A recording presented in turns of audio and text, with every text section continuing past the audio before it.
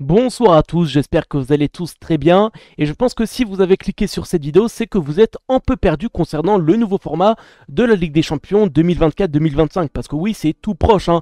Là, on approche de la fin de la Ligue des Champions, c'est déjà la finale Real Dortmund et après ça, on passe à un tout nouveau format de Ligue des Champions avec énormément de changements. En tout cas, si vous n'êtes pas au courant de ce nouveau format là, bah vous allez le découvrir dans cette vidéo, mais vous allez voir qu'il y a un changement énorme.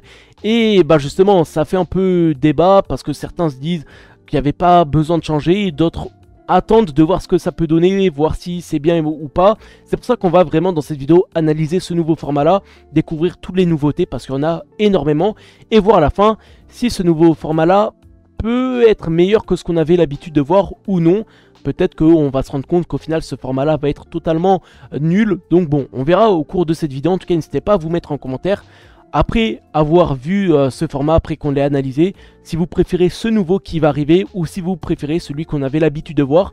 N'hésitez pas également à liker, à vous abonner si cette vidéo vous plaît, ça me soutient énormément. Et du coup on va commencer par analyser ce nouveau format là de la Ligue des Champions 2024-2025. Pour commencer, 25 équipes se qualifient automatiquement en fonction de leur classement dans leur championnat national, donc ça c'est pas nouveau. Une place étant garantie aux vainqueurs de l'UEFA Europa League et de l'UEFA Champions League. Du coup, maintenant, en ce qui concerne... Et après, deux autres places seront attribuées par les places européennes de performance. On verra juste après ce que c'est. Tandis que les 7 dernières places seront déterminées par les phases de qualification. Du coup, maintenant, ce qui concerne le nombre de places pour chaque championnat, du côté de l'Angleterre, on a 4 places. Ne vous fiez pas forcément aux équipes parce que ça peut changer d'ici là. Mais voilà, surtout retenez le nombre de places pour chaque championnat. Du coup, Angleterre, 4 places. Espagne, pareil, 4 places. Allemagne, 4 places. Italie, 4 places.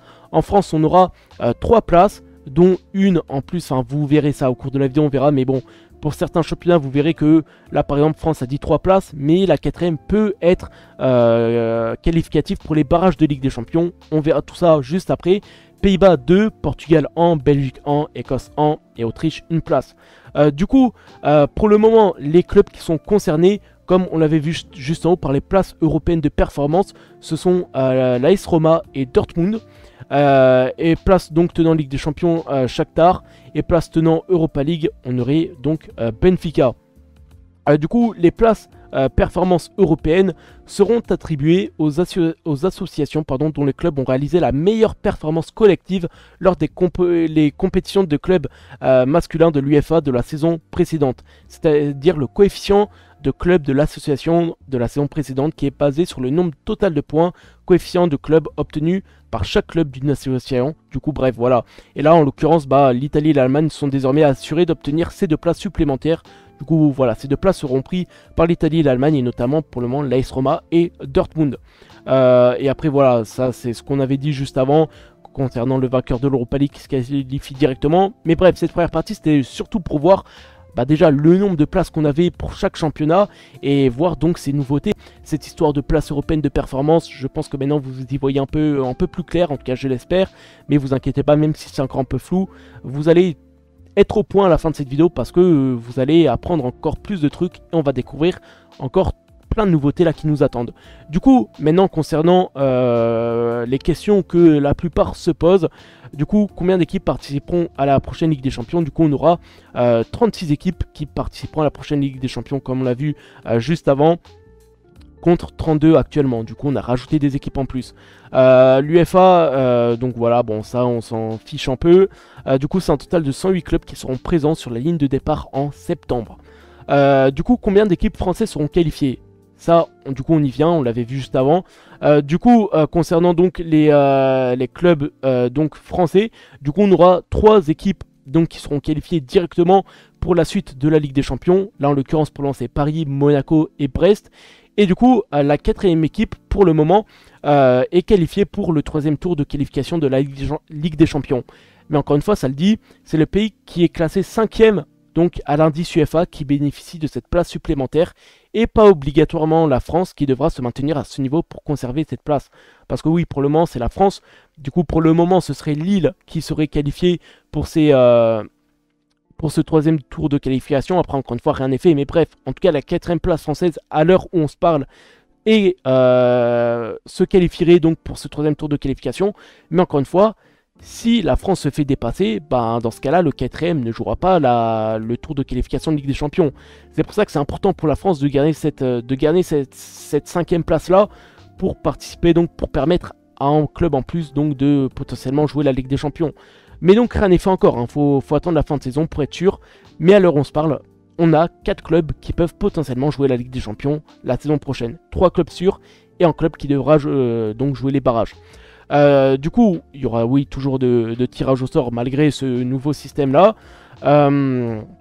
Du coup, on verra après les dates, hein, pareil.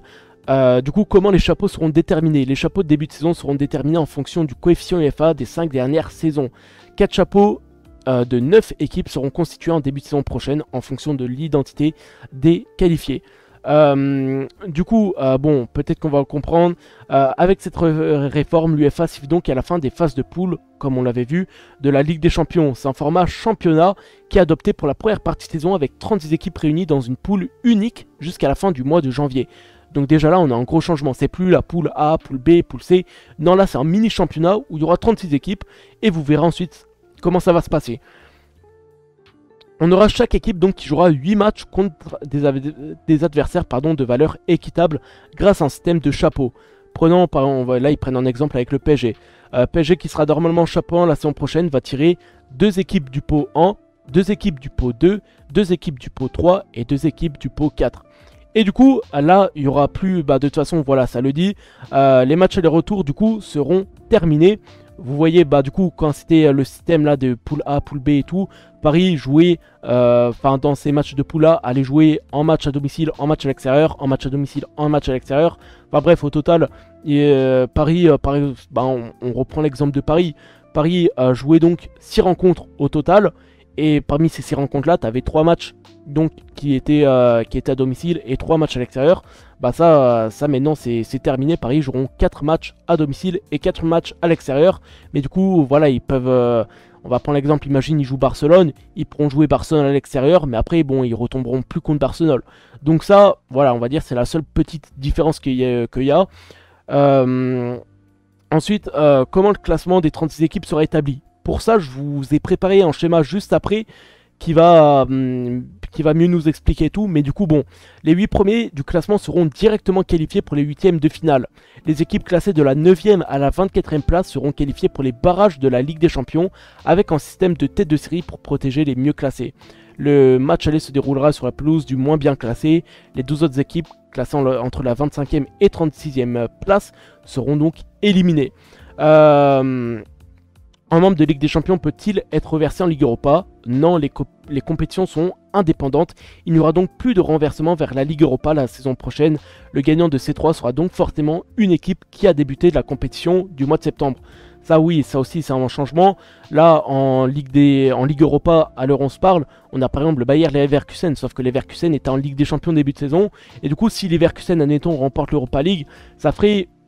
l'équipe qui aura remporté l'Europa League de base n'était pas une équipe qui était en Europa League. Et ça, c'était la chose qui était un peu, on va dire, dommage. Et du coup, ça, c'est fini. Maintenant, il n'y a plus de renversement. Et du coup, les équipes de la 9e à 24e place joueront les barrages. Les qualifiés continueront leur aventure en Ligue des Champions. Et ceux qui perdront donc ces matchs de barrage-là seront éliminés de toute compétition. Il n'y aura plus d'Europa League, plus de Conference League. Ce sera fini. Du coup, est-ce qu'il y a autre chose qui peut nous intéresser? Le changement concernera-t-il aussi la phase à élimination directe? Seuls les barrages qui seront organisés en février viennent s'ajouter au format existant de la phase à élimination directe. À partir des 8e de finale, la compétition suivra son format actuel avec des rencontres aller-retour. Voilà, ça c'est important à noter. Une finale dans un lieu neutre choisi par l'UEFA. Voilà, en fait c'est juste la première partie, on va dire, de ce format de Ligue des Champions qui change un peu. Après le reste... Voilà, c'est comme on a l'habitude de voir, 8e de finale aller-retour, quart de finale aller-retour. Après voilà, ça change pas trop. Du coup voilà le schéma que j'ai décidé de vous montrer. Peut-être que voilà, ça sera un petit peu plus clair. Du coup, on a une poule comme vous l'avez vu, unique avec 36 équipes. Du coup, comme on l'avait vu, 32 équipes réparties en 8 poules contre 32 équipes réparties en 8 poules dans le format actuel. Voilà, là c'est fini, les 8 poules. Mais non, il n'y a plus de poules, c'est un seul mini-championnat composé de 36 équipes. Une seule poule composée de 36 équipes. 4 matchs à domicile, 4 matchs à l'extérieur. Ça, c'est comme on l'avait vu et comme comme je vous l'avais dit. Du coup, les 8 premiers qualifiés, les 8 premiers voilà, seront qualifiés directement. Ceux de la 9e à 24e place disputeront donc des matchs de barrage. Et comme je vous l'ai dit, de toute façon, ceux qui gagnent ces matchs de barrage-là seront qualifiés pour la suite de la compétition. Et ceux qui perdront, ce sera une fin de Ligue des Champions, fin de toute compétition confondue pour eux. Du coup, phase à élimination directe, inchangée, on aura 16 clubs. Ensuite, on aura 8e de finale, quart de finale, demi-finale et voilà, finale.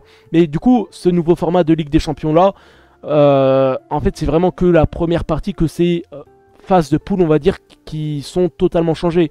Après le reste, on retrouve les 8e de finale, quart de finale, demi-finale et demi-finale basique comme on a l'habitude de voir, match aller-retour.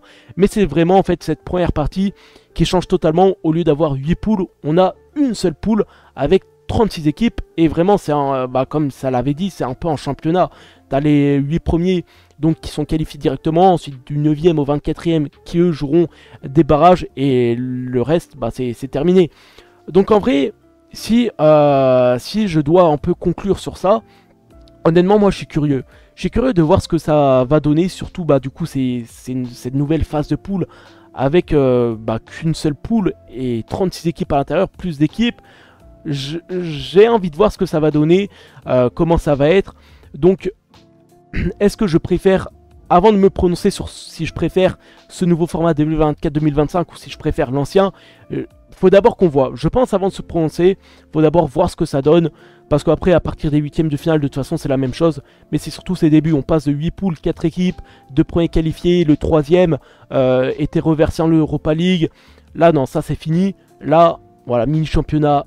T'es parmi les 8 premiers, t'es qualifié. T'es entre les 9e, 24e, tu fais des matchs de barrage. Et si tu perds, t'es éliminé. Et après, en dessous du 24e, t'es éliminé directement.